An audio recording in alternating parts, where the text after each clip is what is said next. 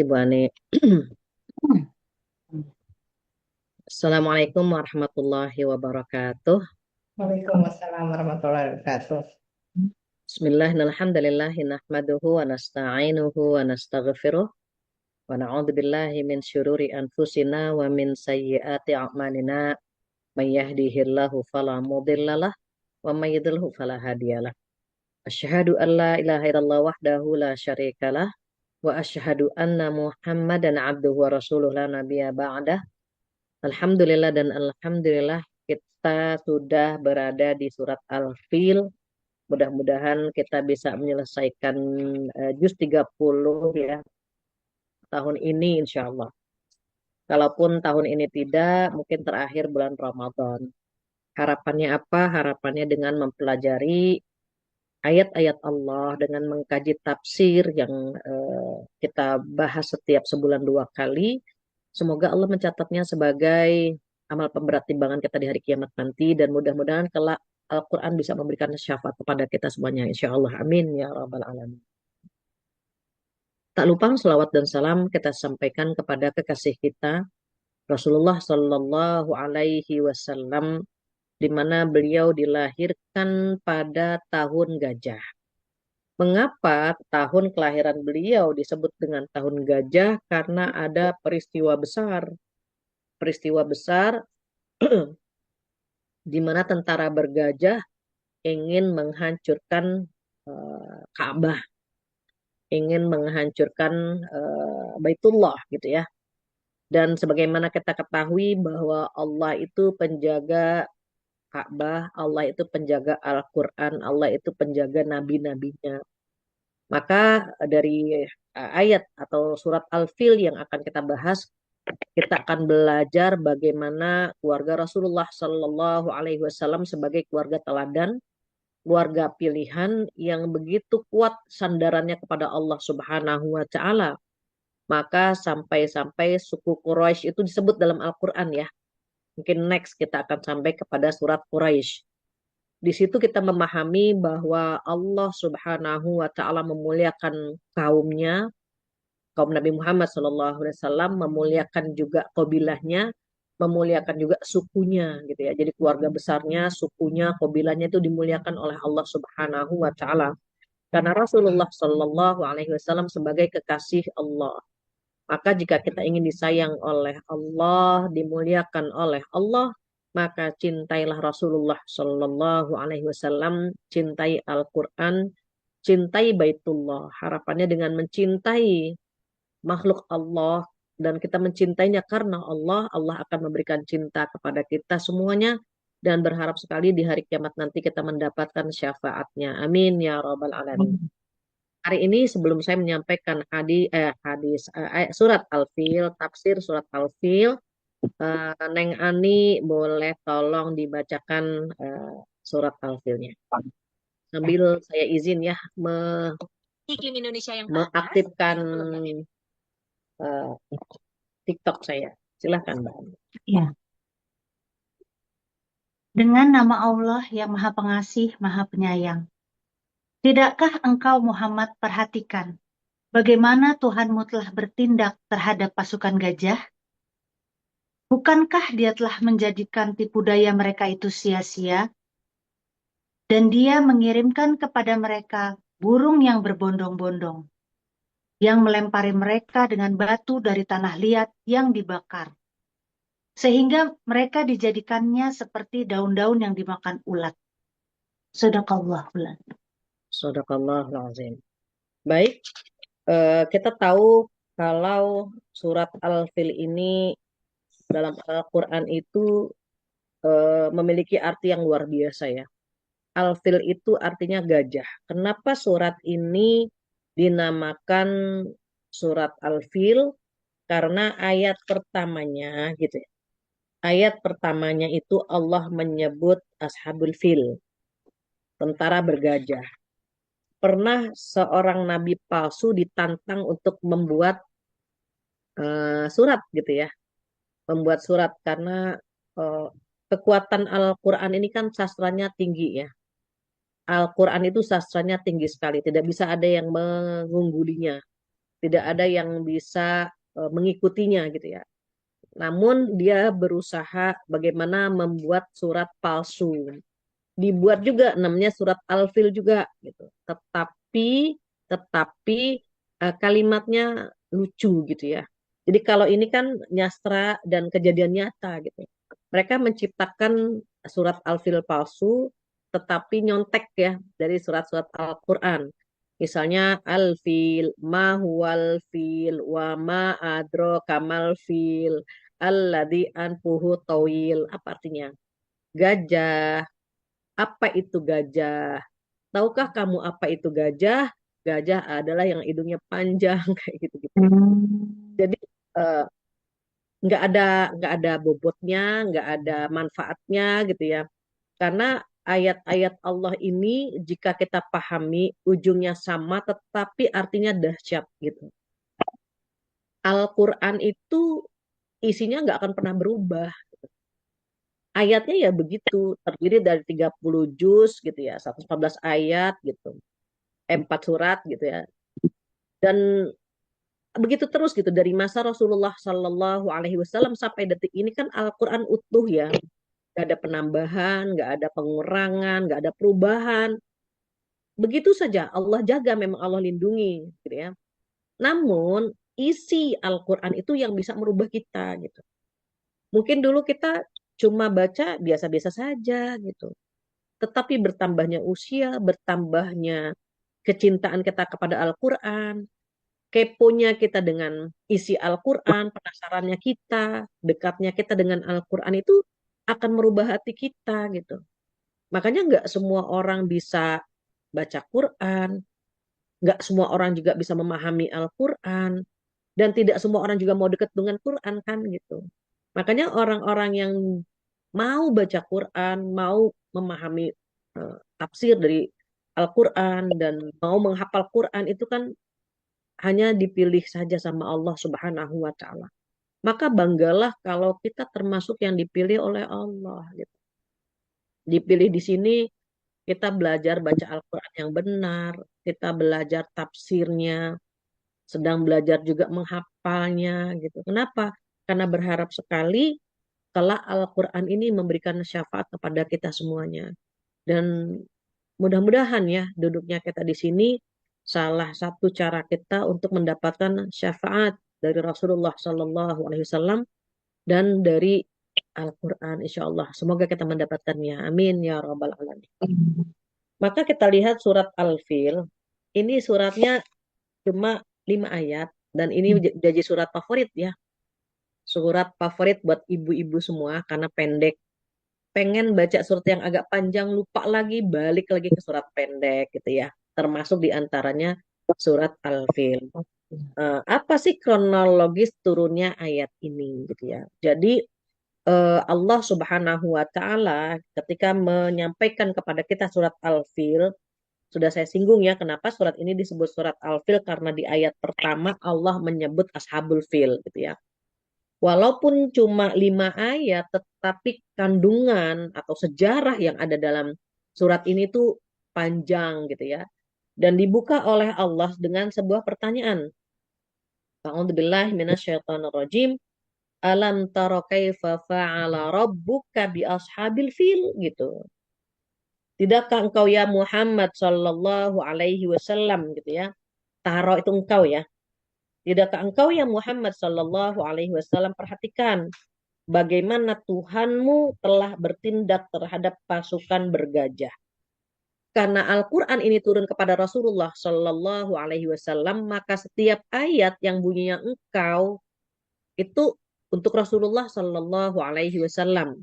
Kecuali jika ayat itu berbicara tentang para nabi, maksudnya nabi yang lain, maka engkaunya itu disesuaikan dengan nabi tersebut. Contoh, kisah Nabi Musa berarti engkaunya Nabi Musa gitu.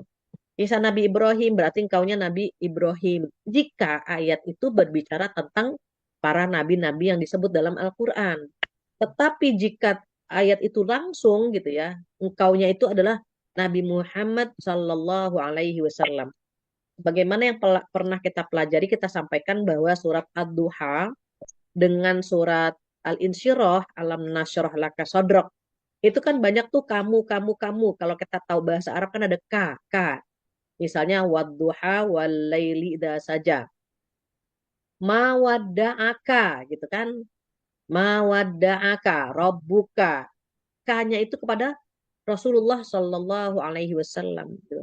Sama dengan alam nasyrah laka sodroka gitu kan K kan. Tapi karena berhenti kita bacanya kan alam nasyrah laka sodrok gitu.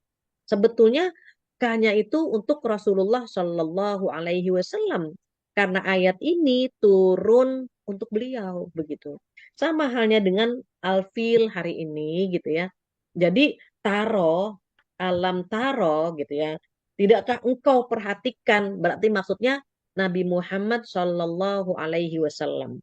Even ayat ini diturunkan kepada Nabi Muhammad Shallallahu Alaihi Wasallam, tetapi pertanyaan itu pun berlaku buat kita. Hukumnya berlaku untuk umat Nabi Muhammad Shallallahu Alaihi Wasallam. Seakan-akan pertanyaan itu ditujukan buat kita juga sebagai umat Nabi Muhammad Shallallahu Alaihi Wasallam. Saya ingat dengan pertanyaan seorang mu'alaf ya, ketika dia bertanya kepada saya gini, Bu Fatia, kenapa sih Al-Quran itu dengan menggunakan bahasa Arab? Jadi saya nggak paham, bacanya susah, artinya juga saya nggak paham gitu. Berbeda dengan kitab saya. Kalau kitab saya itu bisa dengan bahasa Indonesia, bisa dengan bahasa Inggris, bahasa Cina, bahasa Melayu, dan seterusnya. Jadi setiap orang yang baca itu langsung paham gitu ya. Saya jawab, karena Al-Quran itu pure, murni gitu ya, dari Allah kepada Nabi kita Muhammad Sallallahu Alaihi Wasallam, karena murni masih utuh, masih belum ada perubahan, tidak akan ada perubahan. Makanya dari semenjak turun kepada Nabi kami, Nabi Muhammad Sallallahu Alaihi Wasallam, sampai detik ini, tulisannya, bacaannya, artinya masih sama. Berbeda dengan kitab-kitab yang lain. Katakanlah ada 4 kitab yang wajib kita ketahui ya, Taurat, Zabur, Injil, dan Al-Quran sebagai kitab terakhir. Dari 4 ini, 3 itu sudah berubah gitu. Makanya berubah isinya, berubah bahasanya, berbeda dengan Al-Quran. Ketika turun kepada Nabi Muhammad Sallallahu Alaihi Wasallam menggunakan bahasa Arab, maka sampai detik ini pun tetap menggunakan bahasa Arab begitu. Dan isinya tidak akan pernah berubah sampai kapanpun. Jadi lafaznya gitu ya, nggak akan bisa berubah. Gitu. Tetapi kalau kita baca kandungannya itu bisa merubah kita. Sampai akhirnya betul nggak ada perubahan, tidak, silahkan. Akhirnya dia menurunkan beberapa Al-Quran yang terbitan ini, terbitan itu. Ada 7 Quran dia turunkan, lihat saja gitu. Dia baca itu ya, hurufnya sama, terjemahannya sama gitu. Saya bilang terjemahannya mungkin akan berbeda, tetapi tulisannya coba perhatikan gitu. Jadi Allah yang menurunkan Al-Quran dan Allah juga yang akan menjaga Al-Quran. Jadi pertanyaan ini walaupun tertuju kepada Rasulullah Shallallahu Alaihi Wasallam, tetapi peringatan buat kita juga gitu ya. Apakah tidak akan kau perhatikan gitu ya, bagaimana Tuhanmu telah bertindak terhadap pasukan bergajah? Loh memang bagaimana? Nah itu pertanyaan. Jadi anak kita harus tahu, keluarga kita harus tahu ada apa dengan tentara bergajah. Nah itu perlu kita sampaikan ke keluarga besar kita karena ada pertanyaan dari Allah langsung. Kamu tahu nggak gitu? Kisah tentara bergajah. Mengapa tentara bergajah begitu menarik gitu dan harus kita ketahui karena pada saat itu Nabi kita Muhammad Sallallahu Alaihi Wasallam lahir. Makanya Nabi Muhammad Sallallahu Alaihi Wasallam kalau disebut tak lahir tanggal 12 Rabiul Awal tahun gajah gitu kan. Nah itu rahasianya. Mengapa tahun gajah itu menjadi istimewa dan peristiwa tentara bergajah ini istimewa karena lahir seorang manusia pilihan, the chosen one, al-mukhtar gitu ya, manusia terpilih yang hadir, yang lahir pada tahun terjadinya peristiwa ini. Maka itu rahasianya kenapa Allah bertanya kepada kita, tidakkah engkau perhatikan ya Muhammad Sallallahu Alaihi Wasallam, bagaimana Allah Subhanahu Wa Taala gitu ya bertindak kepada tentara-tentara bergajah. Tentara bergajah ini besar, kuat, tapi Allah bisa meruntuhkannya bisa menghancurkannya. Apalagi tentara-tentara yang ada di muka bumi di zaman ini, di saat ini. Gampang buat Allah menghancurkan. Kenapa ayat ini diturunkan? Ada kronologisnya gitu ya. Jadi kronologis ayat ini itu ada info, ada kisah ya, kisah tentang tentara bergajah ini. Jadi tentara bergajah ini adalah seorang raja bernama Abroha gitu ya, dari Yaman gitu ya. Tentara Abroha dari Yaman. Nah, keluarga ini gitu ya eh, membuat gereja, kanisa itu gereja. Gerejanya besar gitu. Kalau nggak salah namanya Kalis gitu ya, Kalis. Dan mereka berharap gereja yang mereka bangun besar, megah gitu, itu bisa mengalahkan Ka'bah gitu. Karena mereka tuh terheran-heran gitu. Kenapa sih orang pergi haji gitu bisa ke sana gitu ya, bisa magnetnya Ka'bah tuh kok sedemikian rupa gitu. Tujuannya agar mereka beralih kalau Ka'bah dihancurkan gitu. Maka mereka akan pergi ke kanisah mereka, ke gereja mereka. Makanya disediakan bangunan mewah, megah gitu ya, yang mereka beri nama Kalis gitu. Nah, saat mereka punya niat seperti itu gitu ya, pengen menandingi, pengen mengalahkan Ka'bah gitu. Ada seorang pria gitu, itu buang air di gereja itu gitu. Jadi memang niat semulanya ingin menghancurkan Ka'bah, ingin meruntuhkan Ka'bah agar kanisah atau gereja mereka tidak ada yang menandingi, memang sudah ada niatnya. Dan seseorang itu gak suka gitu kalau kenapa sih gitu, kenapa harus menandingi Ka'bah gitu. Maka ada seorang apa seseorang dari Bani Kinanah ya, disebutnya dari Bani Kinanah itu membuang air besar di dalam gereja tersebut.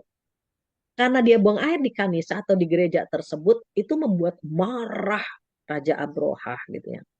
Raja Abrohah marah, semakin mantap niatnya untuk menghancurkan Ka'bah gitu. Maka setelah kejadian tersebut gitu ya, itu raja raja Yaman ini tentang apa Raja Abroha ini semakin mantap gitu ya. Maka menyiapkan pasukannya untuk menghancurkan Ka'bah gitu ya. Dikirim gitu ya. Dan itu nggak main-main ya, disiapkan benar-benar tentara gitu ya, tentara pasukan Raja Abroha ini gitu ya. Jumlahnya tuh banyak banget gitu. Jumlahnya besar, jumlahnya banyak yang kalau dihadapkan dengan orang-orang Arab pada masa itu ya nggak seimbang gitu. Karena tentara mereka itu ya memang bagaimana kalau untuk menaklukkan pasti persiapannya besar ya. Berbeda dengan orang Arab yang memang tidak ada niat untuk berperang gitu. Jadi mereka tidak menyiapkan apa-apa gitu. Nah, pasukan ini gitu ya sampai ke perbatasan kota Mekah. Kemudian Abraham mengirim utusan pada penduduk Mekah untuk memberitahu gitu ya bahwa dia datang bukan untuk memerangi, tetapi untuk menghancurkan Ka'bah. Jadi diumumkan bahwa saya datang bukan untuk memerangi kalian, tetapi niatnya untuk menghancurkan Ka'bah saja gitu ya. Tetapi tetap aja kan mereka takut karena tentaranya besar, jumlahnya banyak dan bukan pakai kuda, pakai gajah. Kita tahu sendiri kan gajah itu kakinya, bobotnya itu kan luar biasa gitu. Dan sayangnya eh, orang-orang tentara-tentara ini, tentara-tentara Abraha ini apa ya, beringas gitu ya, menyampaikannya pun membuat orang Mekah itu ketakutan. Makanya sebagian itu orang-orang di Mekah itu sebagian lari ke gunung, ke bukit. Kenapa? Karena khawatir dentuman kaki-kaki gajah ini pun bisa merusak rumah-rumah mereka, bisa menghancurkan mereka. Ya kita bayangkanlah gajah gitu ya. Gajah kan besar sekali. Akhirnya mereka tuh hijrah, mereka pindah, termasuk keluarga Rasulullah Sallallahu Alaihi Wasallam pindah ke pergi ke bukit ya, ke tempat yang lebih tinggi gitu. Nah, ketika pasukan itu sampai sudah mendekati ke Mekah, udah masuk ya. Kemudian Abraha itu memerintahkan untuk merampas. Jadi bukan kalau niatnya kan tadi untuk menghancurkan kota apa bangunan Ka'bah ya. Niatnya Mm-mm. kan menghancurkan Ka'bah. Tetapi kenyataannya mereka itu merampas harta gitu. Harta penduduk di sana, termasuk eh, onta-ontanya kakek Rasulullah Shallallahu Alaihi Wasallam. Itu kalau nggak salah ada 200 gitu ya, 200 ekor onta ya, punya Abdul Muthalib, punya kakeknya Rasulullah Shallallahu Alaihi Wasallam itu dirampas gitu sama tentara Abraha gitu. Kalau menghadapi mereka nggak seimbang gitu. Tetapi dengan merampasnya harta-harta protes dong ya, diantaranya juga kakek Rasulullah Shallallahu Alaihi Wasallam. Maka apa Abdul Muthalib kakek Rasulullah Shallallahu Alaihi Wasallam itu menghadap gitu ya, menghadap ke tentara Abraha. Kemudian ditanyakan, Anda ke sini mau ngapain gitu. Karena tokohnya pada masa itu adalah kakek Rasulullah Shallallahu Alaihi Wasallam. Jadi nasab itu penting. Nasab itu penting. Keturunan bobot bibit bebet itu penting banget. Kenapa Rasulullah Shallallahu Alaihi Wasallam menjadi nabi terpilih? Kakeknya pun orang pilihan di masa itu gitu. Darah biru, konglomerat, tajir melintir, berwibawa, karismatik, semuanya lah ada dalam diri keluarga Rasulullah Shallallahu Alaihi Wasallam.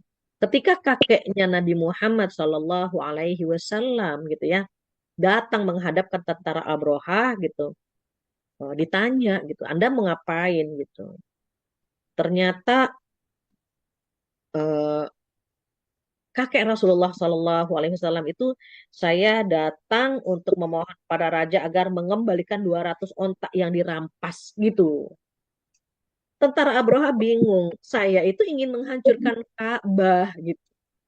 Mm-mm. Kok Anda malah memikirkan 200 ontak gitu yang saya rampas gitu.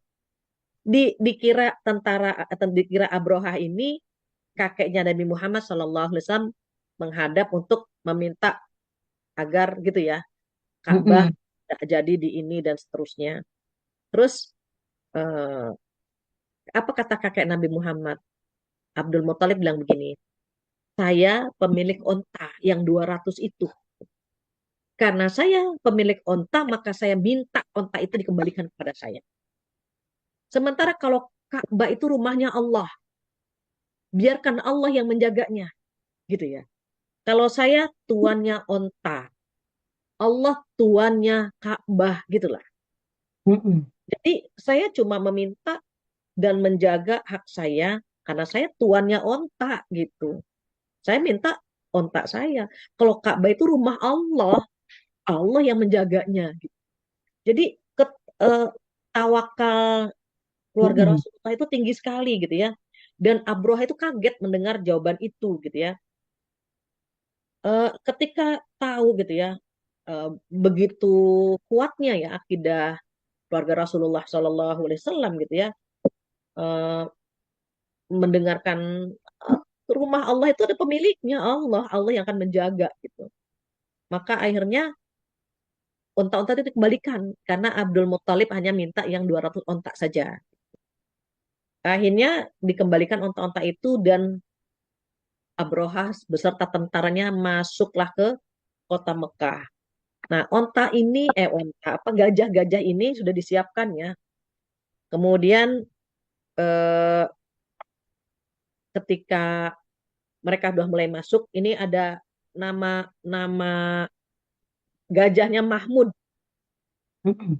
Jadi tentara Abroha punya gajah gitu ya, namanya Mahmud gitu ya. Sebelum sebelum apa mereka sampaikan Abdul Muthalib mengelilingi Ka'bah dulu. Ka'bah itu dikelilingi Abdul Muthalib bersama pasukannya ya, Mm-mm.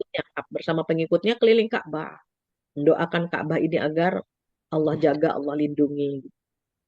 Nah, ketika eh, Nabi apa ketika Abdul Muthalib ini bergegas lah ya menuju ke puncak ya, ke gunung, ke bukit ya, karena kan memang sudah diputari, didoakan. Abdul Muthalib tuh sempat melihat burung-burung gitu, burung-burung ababil itu gitu ya. Jadi eh, memang Allah Maha Kuasa ya. Ketika gajah-gajah ini diminta untuk jalan menghancurkan Ka'bah, itu gajah itu nggak mau jalan gitu. Hmm. Tapi kalau suruh balik ke Yaman, jalan Oh. itu gajah mau. Itu dipukulin, dicambuk gitu, agar jalan nggak mau gitu, nggak mau jalan gitu ya. Sampai gemes juga gitu ya Abroha ini. Kenapa tentara-tentara gajah ini nggak mau jalan gitu ya? Dicambuk, oke kita kembali. Kalau kembali gajah itu jalan lagi. Begitu seterusnya. Sampai akhir ketika Abdul Muthalib ya, jadi keluarganya sudah diungsikan gitu ya. Abdul Muthalib tuh melihat ada burung-burung yang di atas tuh ya, burung ababil ya, membawa di paruhnya itu batu-batu kecil gitu, gitu ya. Dan Allah kirimkan itu setiap burung itu kan megang kerikil. Mm-mm. Kalau jatuh ke pasukan tentara itu pasti mati. Kalau kena matanya pasti buta. Kalau kena kakinya pasti lumpuh. Gitu. Dibuat seperti itu. Allah Subhanahu wa Ta'ala ketika tahu tentara Abroh ingin menghancurkan Ka'bah, itu Allah langsung mengirimkan burung berbondong-bondong. Jadi ababil itu artinya berbondong-bondong, banyak banget gitu. Masya Allah gitu ya. Masing-masing membawa kerikil kecil, tetapi kerikilnya itu ada yang berpendapat batu-batu kecil itu dari api neraka yang panasnya itu luar biasa. Nah, untuk eh, tentara Abrohah itu dimatikannya perlahan. Jadi pertama tangannya dulu gitu, tangan kanannya, nanti tangan kirinya gitu. Kemudian kaki kanannya. Apa ya penyakit apa ya yang kalau putus dikit-dikit tuh lepra ya? Hmm. Iya. Yang putus gitu. Jadi Mm-mm. tentara Abroha ini nggak dimatikan sekaligus ya sama Allah. Tetap Kusta bukan lah, Ustadz. ya. Kusta ya? Kusta bukan sih? Oh ya, boleh jadi ya. Jadi penyakit kusta yang badannya habis gitu. Akhirnya dihabisin tuh persis kalau lihat punya pohon nggak di rumah. Kalau ada ulat makan pohon, makan daun-daun. Jadi kan krepes gitu. Mm-mm. Kita punya pohon nih, punya tumbuhan di rumah kita, tanaman di rumah kita. Itu kalau ada ulat, ya, itu pasti daunnya itu eh, digigit ulat Mm-mm. sedikit, sedikit, sedikit sampai habis gitu. Seperti itu. Seperti itu burung-burung ini memperlakukan Abroha dan tentaranya.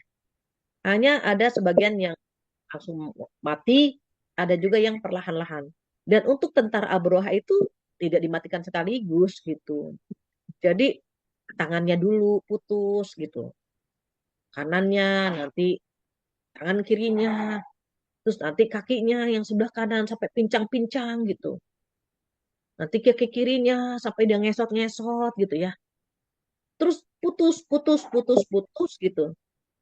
Sampai tinggal badannya. Itu persis seperti daun dimakan ulat, makanya ayatnya begitu. Dan dia ngesot karena tubuhnya udah habis putus, sampai dia ngesot, kembali ke Yaman, matilah gitu. Jadi memang Allah tuh maha kuasa ya, Allah maha kuasa. Eh, kalau kita pengen sombong di muka bumi, sombong karena apa gitu? Menginjak bumi Allah, berlindung di atap di langit Allah gitu. Mm. Ilmu Allah yang ngasih, kecantikan Allah yang ngasih, jabatan, apa harta, itu kan pemberian Allah semua gitu. Kenapa kita ditanya sama Allah, kamu perhatiin nggak gitu? tentara bergajah kan badannya besar, gagah gitu. Jabatannya sebagai raja, tetapi punya niat memerangi agama Allah, punya niat menghancurkan rumah Allah. Oh Allah tenang. Allah nggak akan pernah diam gitu. Jadi kalau kita lagi menyebarkan agama Allah, jangan takut gitu. Menjaga agama Allah, menjaga rumah Allah, menjaga kitab Allah, itu jangan takut gitu. Kenapa? Allah itu bersama kita. Maka berharap sekali ya kita istiqomah, jangan sampai kita berani gitu ya, kita berani melawan Allah gitu. Nah, dari sini jadi setiap burung ini kan membawa kerikil ya di paruh dan kakinya. Di paruh sama kakinya tuh bawa-bawa kerikil gitu ya.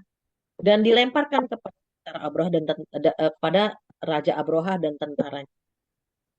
Itu kesentuh, tuk, mati, cek, mati gitu. Kena mata buta, kena kepala bolong gitu. Itu sedahsyat itu ya. Eh, sementara di tengah perjalanan pun mereka tidak selamat dari maut ya. Jadi tentara Abroha itu kena kerikil satu persatu, nanti jadi jemarinya gitu. Mulai berjatuhan satu persatu gitu. Jari jemarinya itu diremukin dulu, dagingnya diremukin gitu. Dihancurin jari jemarinya itu eh, apa putus dari jari gitu, diremukin, kemudian nanti tangannya, kemudian aduh nggak terbayang ya kita. Terus begitu sampai ke perbatasan mati dengan kondisi yang mengenaskan gitu. Kenapa gitu? Karena mereka terlalu sombong. Tentara Abroha ini kisahnya kan sampai tertulis ya di dalam Al-Quran. Dan kisah ini membuktikan bahwa keluarga Rasulullah Shallallahu Alaihi Wasallam bukan keluarga sembarangan gitu ya. Jadi Allah Subhanahu Wa Taala memuliakan suku Quraisy gitu ya. Next ya, pertemuan berikutnya kita akan bahas soal Quraisy. Memuliakan keluarga Abdul Muthalib gitu ya. Kabilahnya, bahwa mereka menyebutnya ini mereka keluarga Rasulullah Shallallahu Alaihi Wasallam adalah keluarga Allah gitu. Karena memang yang mengurus Ka'bah itu keluarga Rasulullah Shallallahu Alaihi Wasallam. Jadi turun temurun gitu ya, turun temurun yang dari Nabi Ibrahim kan, dari Nabi Ibrahim, Nabi Ismail gitu. Kan nanti dari Nabi Ismail hadir kan Rasulullah Shallallahu Alaihi Wasallam gitu. Jadi wajar kalau misalnya Allah memuliakan Nabi Muhammad Shallallahu Alaihi Wasallam karena memang darahnya itu dari Nabi Ibrahim ya. Dan Nabi Ibrahim alaihi salam mendapat julukan Abul Anbiya, bapaknya para nabi. Karena qadarullah ya, Masya Allah, istri pertama melahirkan Nabi Ishak dan bangsa Yahudi ya, Nabi Ishak, Nabi Yakub, Nabi Yusuf, dan seterusnya. Dari ibunda Hajar lahir Nabi Ismail gitu. Nanti dari Nabi Ismail alaihi salam turun gitu. Rasulullah Shallallahu Alaihi Wasallam. Jadi memang keluarga Nabi Muhammad Shallallahu Alaihi Wasallam itu sudah turun temurun menjaga Ka'bah gitu. Minumannya gitu ya, em, penjagaannya, pemeliharaannya, air zam-zamnya itu sudah dijaga oleh keluarga Rasulullah Shallallahu Alaihi Wasallam. Pengaruhnya besar. Gitu. Jadi dengan kekalahan tentara Abroha, semakin Allah angkat kemuliaan keluarga Rasulullah Shallallahu Alaihi Wasallam. Maka kalau ada hikmahnya sih ya sebetulnya, kalau ada orang yang ingin menjatuhkan kita, selama kita menyandarkan semuanya kepada Allah Subhanahu Wa Taala, yang jatuh mereka. Gitu. Kalau ada orang yang ingin menjatuhkan kita dan kita sabar bersandar sama Allah, justru akan Allah tinggikan kita. Yang merendahkan akan Allah rendahkan, begitu. Semakin kita sombong, semakin direndahkan.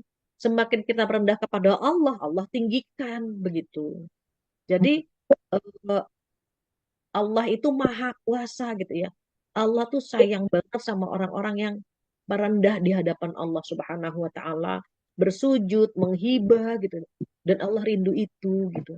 Kalau kita jauh dari Allah, Allah kadang-kadang ngasih ujian yang aneka ragam ya, yang aneka ragam.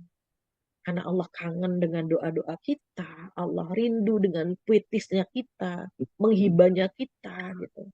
Disinilah mengapa saat ada hikmah ya, perjalanan seperti ini atau peristiwa seperti ini, itu masyarakat tahu semua betapa Allah sedang memuliakan warga Rasulullah Shallallahu Alaihi Wasallam. Jadi kabilahnya dimuliakan, sukunya dimuliakan gitu ya, dan Allah melindungi mereka dari musuh gitu ya. Jadi orang Arab semakin mengagungkan Ka'bah. Kenapa? Ya, Ka'bah itu dijaga segitunya gitu. Sampai bergajah yang gagah, yang besar, yang banyak pun tidak mampu menghancurkan Ka'bah. Jadi orang Arab semakin dekat dengan Ka'bah, semakin banyak yang datang ke Ka'bah gitu ya. Dan peristiwa ini, nah itu tahun kelahiran Nabi Muhammad Shallallahu Alaihi Wasallam. Jadi, insya Allah ya, kita dipilih sama Allah menjadi umat Nabi Muhammad Shallallahu Alaihi Wasallam. Insya Allah ya, dipilih termasuk orang-orang yang hadir ke pengajian, dipilih oleh Allah orang yang mau dekat dengan Al-Quran, membacanya, mengkaji tafsirnya. Adakah pilihan yang lebih indah dari ini? Adakah pilihan-pilihan yang lebih keren dari ini? Bersyukurlah gitu ya. Saat Allah memilih kita, dan kita istiqomah gitu ya. Kalau sudah tahu ceritanya, maka kita lanjutkan gitu ya. Arti dari tafsir surat Al-Fil. Jadi Allah bertanya dulu nih, alam taro kaifa fa'ala rabbuka biashabil fil? Tidak engkau ya Muhammad sallallahu alaihi wasallam perhatikan bagaimana Tuhanmu telah bertindak terhadap pasukan bergajah? Kalau pertanyaan itu sampai kepada kita, oh kita sudah tahu gitu. Oh enggak, perhatiin enggak? Iya, kita perhatiin banget. Ternyata sekuat apapun manusia, kalau Allah hancurkan, gampang banget gitu ya. Allah kasih penyakit, gampang banget. Jadi pertanyaannya, kamu perhatikan nggak? Insya Allah sudah kita perhatikan. Kemudian yang kedua, alam yaj'al kaidahu fi tadlil. Tuhanmu, bukankah dia telah eh, bertindak ya, yaj'al. Kayak itu tipu daya. Menjadikan tipu daya mereka itu, tadlil itu sia-sia, nggak bermanfaat. Even mereka punya tipu daya mengirimkan ini, itu gitu ya. Tentaranya dibanyakin, gajahnya dibesarin misalnya. Sia-sia gitu ya. Wa arsala alaihim tayran ababil. Nah, di sini. Dan Allah mengirimkan kepada mereka burung. Tayr itu burung. Ababil yang datang bondong-bondong. Banyak. Bayangkan tentara gajah kalah sama tentara burung gitu. Burung kan kecil, gajah kan besar. Kalau Allah mau ngasih pertolongan, gampang, kecil. Tarmihim bihijaratin min sijil. Yang melempari mereka dengan batu dan tanah liat, sijil yang dibakar. Ada yang berpendapat batu-batunya itu dari api neraka. Karena panasnya api neraka kan 70 kali lipat dari panasnya dunia. Bahkan dalam riwayat yang lain dikatakan panasnya api neraka 700 kali lipat dari panasnya api dunia. Jadi kalau kena sedikit aja percikan batunya saja itu bikin terbakar tubuhnya gitu. Kata Allah perhatikan yang begini-gini nih gitu ya. Allah mengirimkan burung yang berbondong-bondong yang melempari mereka dengan batu-batu kerikil tapi ngambilnya dari api neraka yang diambil dari api neraka paruhnya nih cakarnya itu membawa batu-batu. Faja'alahum ka'asfim ma'kul. Ya Allah. Sehingga mereka itu menjadikannya seperti daun-daun yang dimakan ulat. Jadi Allah menjadikan tentara Abrohah yang gagah, yang besar, yang tegap badannya, persis seperti daun dimakan ulat. Propos, propos, propos. Daging-dagingnya remuk, putus-putus satu persatu. Persis seperti daun yang dimakan ulat. Itu sebuah gambaran kondisi tentara Abroha gitu ya. Dan pasukannya persis seperti daun yang dimakan ulat, yang grepex, yang bolong-bolong gitu ya, persis seperti itu. Gajah itu besar, tentaranya juga besar, tapi kalau Allah mau mengirim pasukan gitu ya, gampang. Even burung, tetapi karena dicakar dan paruhnya membawa batu-batu, habislah mereka. Dan mereka mati dalam kondisi mengenaskan gitu ya. Allah alam itu yang bisa saya sampaikan terkait dengan eh, tafsir surat Al-Fil gitu ya. Mudah-mudahan kita bisa mengambil pelajaran bahwa semua titipan Allah. Popularitas, identitas, fasilitas, visitas, nah itu semua milik Allah gitu ya. Ini ada hadis gitu ya yang saya bacakan. Sesungguhnya Allah Subhanahu wa taala telah mencegah pasukan gajah untuk masuk ke kota Mekah dan dia telah memberikan kekuasaan penuh atas kota Mekah kepada rasulnya dan kaum mukminin. Pada hari ini kehormatan Mekah telah kembali seperti dulu, maka hendaknya orang-orang yang hadir saat ini memberitahu hal ini kepada orang-orang yang tidak hadir. Jadi maksudnya eh, kita nih kan nggak hadir waktu itu gitu ya. Hmm. Jadi Rasulullah Shallallahu Alaihi Wasallam itu bersabda kalau kalian tidak pernah tahu gitu, maka beritahu gitu ya. Kalau kalian pernah tahu, maka sampaikan kepada orang yang tidak tahu begitu. Jadi kisah ini even cuma kisah tentara bergajah, tetapi masya Allah gitu ya, mengambil hikmah, mengandung hikmah yang luar biasa. Wallahu alam. Demikian saya kembalikan lagi kepada MC kondang kita. Silahkan Mbak Ani. Alhamdulillah Ibu, terima kasih untuk kajiannya hari ini.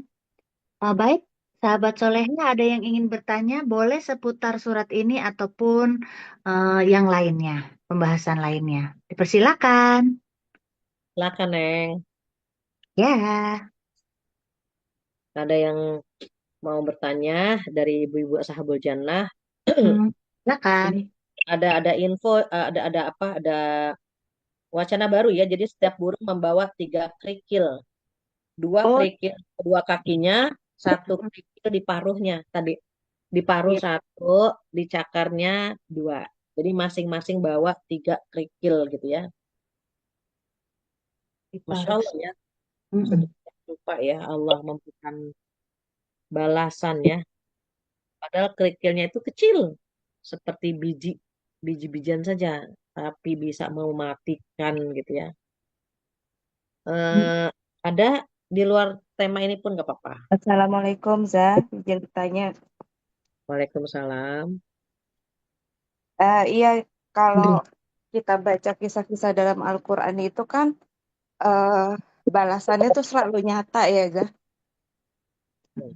terhadap orang-orang penista agama itu ya.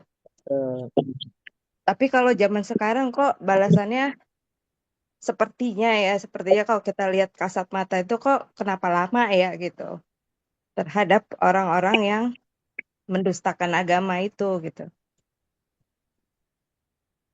ya, kalau kita perhatikan, Allah kadang-kadang membalasnya kontan agar kita bisa mengambil pelajaran, dan Allah membalasnya lama untuk menguji kesabaran dan keikhlasan. Jadi para nabi, katakanlah Nabi Nuh. Nabi Nuh alaihissalam dakwah itu 950 tahun. Yang ngikut nggak lebih dari 20 orang. Mereka melempari kotoran, kapalnya tempat buang air besarnya mereka. Allah langsung nggak juga kan gitu. Even di dalam Al-Quran nggak semuanya cepet balasannya enggak. Kenapa? Para nabi-nabi kan ujiannya kan besar. Makanya dari 25 nabi yang wajib kita ketahui, kan ada 5 nabi yang mendapat julukan ulul azmi min rusul. Nabi yang ujiannya berat. Di antaranya disebutkan 5 nabi ini, Nabi Musa menghadapi Firaun, ayah angkatnya sendiri. Nabi Ibrahim tidak diberikan anak, tapi langsung ketika dikasih disusembelih gitu. Dan Nabi Nuh dakwahnya ratusan tahun, yang ikut sedikit, ada yang berpendapat 18, nggak lebih dari 20 orang. Padahal istrinya durhaka, anaknya durhaka, nggak langsung dibinasakan kan sama Allah Subhanahu Wa Taala gitu. Lama kan gitu. Kemudian Nabi Isa alaihi salam dan Nabi Muhammad Shallallahu alaihi wasallam nggak langsung juga, kaumnya kan nggak langsung dihancurin kan gitu. Nabi Muhammad Shallallahu alaihi wasallam dakwah di Taif, dilempari kotoran, dilempari batu, sampai sahabat bilang, ya Rasulullah Shallallahu alaihi wasallam, doa kepada Tuhanmu, minta diturunkan azab untukku. Apa dia berdoa minta diturunkan azab? Tidak. Beliau berdoanya apa? Allahumma hdi qaumi. Ya Allah, berikanlah hidayah kepada kaumku karena sesungguhnya mereka nggak tahu gitu. Betapa sabarnya Nabi Muhammad Shallallahu Alaihi Wasallam diperlakukan sekeji itu kan, nggak minta diturunkan azab kan. Makanya doa pamungkasnya beliau dipakai di hari kiamat. Beliau memilih mendoakannya di hari kiamat dalam bentuk syafaat. Jadi cepat ataupun lambat niatnya agar kita untuk menguji keikhlasan dan kesabaran kita. Nggak semuanya kok cepat, nggak semuanya. Justru yang paling banyak itu ya ditunda gitu ya. Ditunda. Kenapa? Ya agar tambah dosanya orang kafir gitu. Agar kuatnya iman orang-orang yang menebarkan kebaikan. Begitu. Allahu a'lam. Alhamdulillah. Begitu Terus ya. Zah, sikap kita menunggu menunggu apa balasannya itu gimana ya? Apa cukup berdoa aja atau gimana? Coba serahkan Darni. Biarkan aku yang mengurusnya. Gitu. Kita kan suka nggak sabar ya. Allah juga sabar banget kan lihat kita. Coba bayangkan. Sholat lambat nggak dibikin badan kita kecengklak. Ngerumpi nggak dibikin kita sariawan kan. Allah sabar banget lihat dosa-dosa kita gitu. Jadi kita dosa setiap hari, tapi Allah masih ngasih rejeki, masih ngasih matahari, oksigen gratis. Padahal dosa kita, ya Allah, banyak banget. Seandainya tubuh ini mengeluarkan bau karena dosa-dosa, nggak ada orang yang mau deketin kita. Allah masih sayang, ditutup aib kita, dijaga nama baik kita. Padahal dosa kita banyak banget. Bahkan Allah menghadapi kita, ditunggu taubat kita, ditunggu istighfar kita. Maka saat kita mendapatkan ujian pun Allah berkata sabar, ikhlas menghadapi ujian-ujian itu. Kalau ada orang yang zalim sama kita, kata Allah, biarkan aku yang menanganinya. Ranahmu hanya duit, apa duit? D-nya doa, punya usaha. Ikhtiar. I-nya ikhlas. Ikhtiar sama usaha, sama, Neng. Padahal udah dicatat berkali. Pada udah dicatat ya. Iya, baru nanti tawakal hasilnya kepada Allah. Itu ranah kita. Tupoksi kita cuma itu. Ranahnya Allah, jangan kita ikut campur. Allah paling tahu. Kalau kita, kalau kita itu kesabaran, gitu. Makanya kita pusing kalau memikirkan ranahnya Allah. Jangan kita pikirkan, biarkan Allah yang menghandle semuanya. Makanya terkadang kita suka kecewa, suka gitu ya. Karena kita mengikuti hawa nafsu, ingin membalas yang itu ranahnya Allah. Ranah kita duit aja gitu. Nah, usaha itu bagian dari cara kita, seni kita membalas sebetulnya. Ada membalas, ada membiarkan, ada mendoakan. Itu ranah kita aja.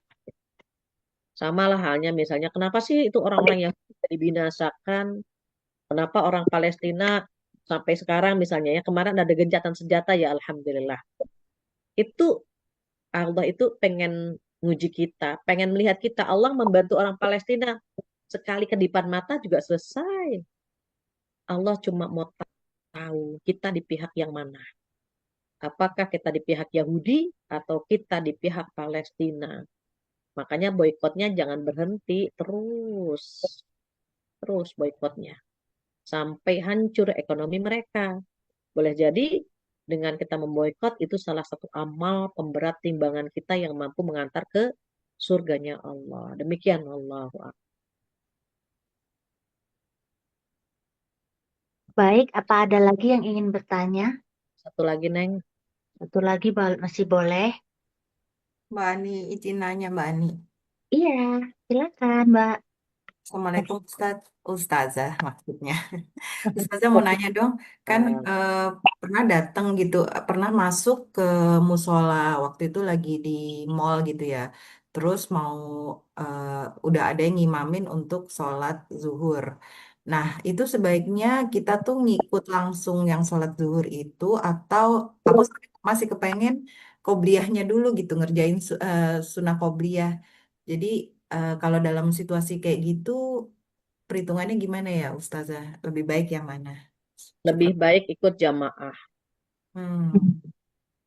Pahala berjamaah itu kan 27.